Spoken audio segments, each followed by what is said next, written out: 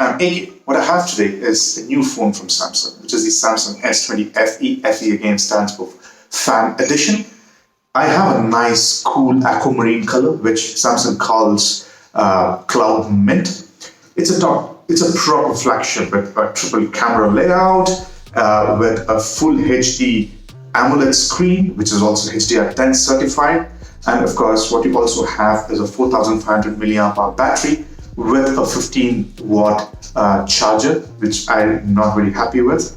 And of course, you have wireless charging, reverse wireless charging, and 32 megapixel selfie punch hole cutout camera, and of course an ultrasonic fingerprint sensor under the screen. The first thing that you notice the moment you pick up the phone is it's lighter than its peers, be it the S20 Ultra and others, because number one, weight loss that Samsung has put this phone through is of course the plastic back instead of glass. They call this Glastick. Let's start with the processor, right?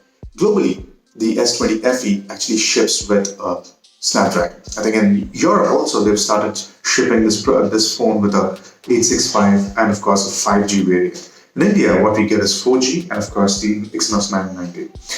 In no way that Exynos 990 is a bad processor to begin with. It's of course compared to an 865 where of course it trails in a couple of departments. Well, that's fine. Standalone, you would not find any flaws with the processor. That's okay. Right.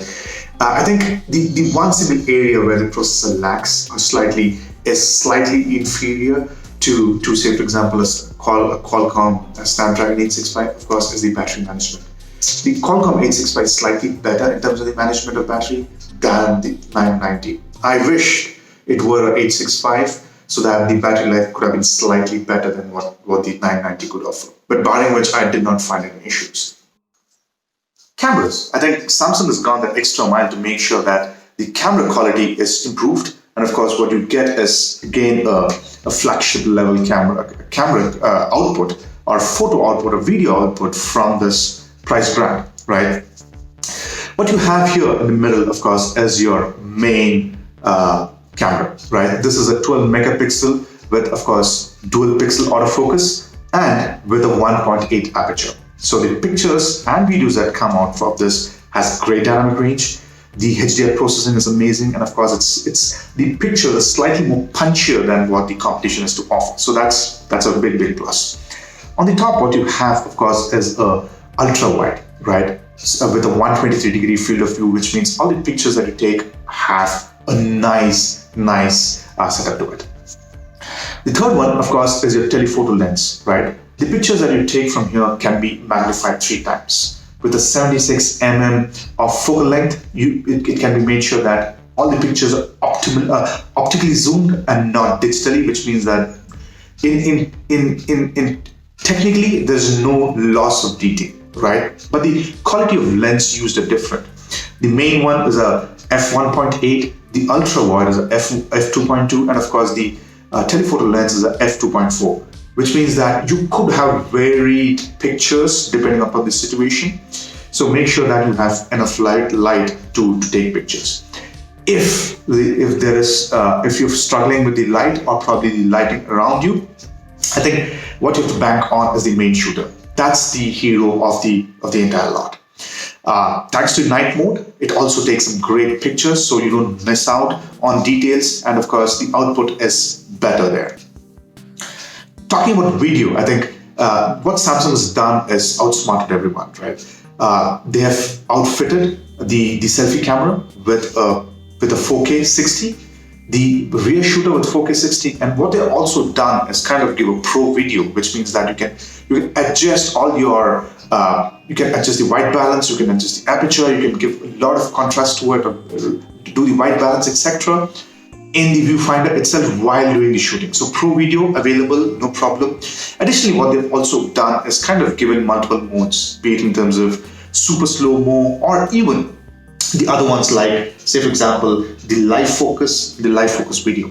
I think I was particularly interested to a live focus video because next time probably, if at all I'm trying to do YouTube videos using this phone, I would probably use the live focus video to make sure that I blur off all my background. I'll probably sit on a different background so that that's not visible.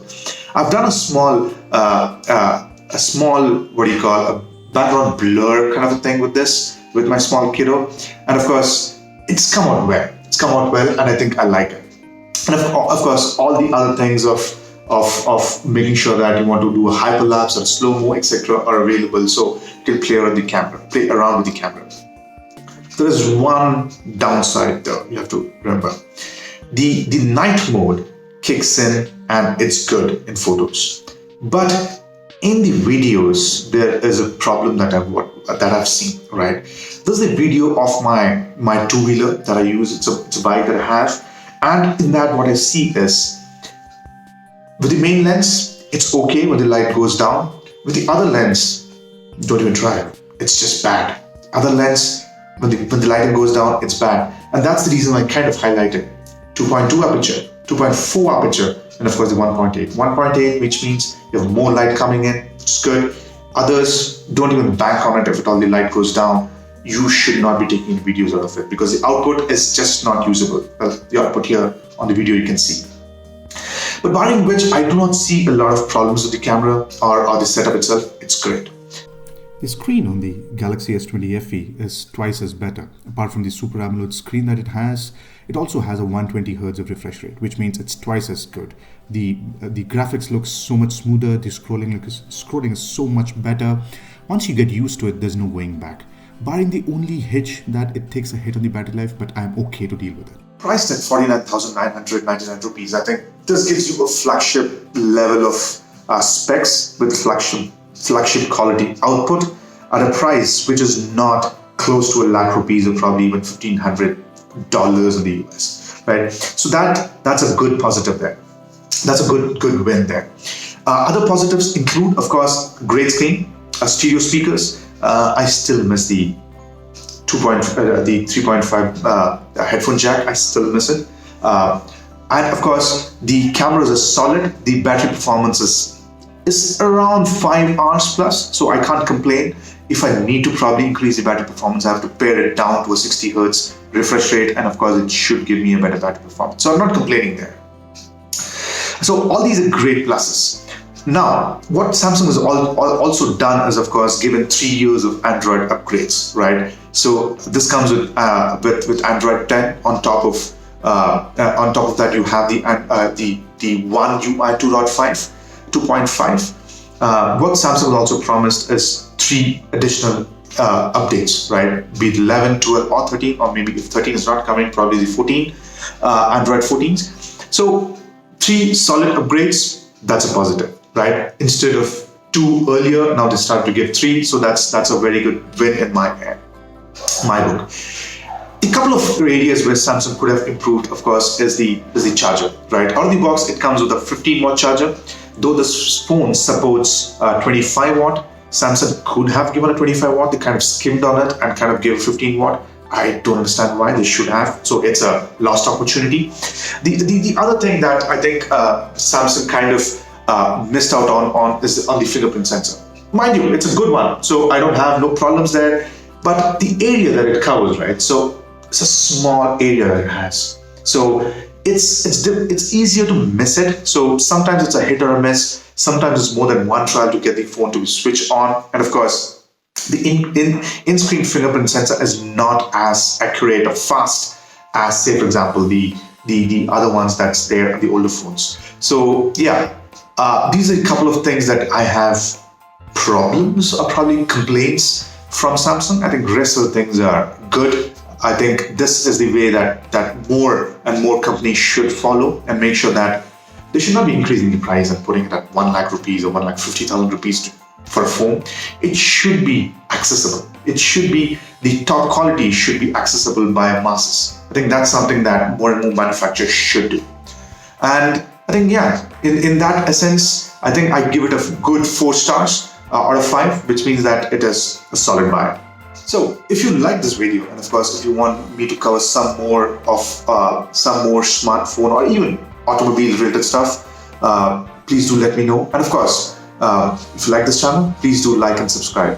It's been great talking to you guys, and thank you. Stay safe, take care.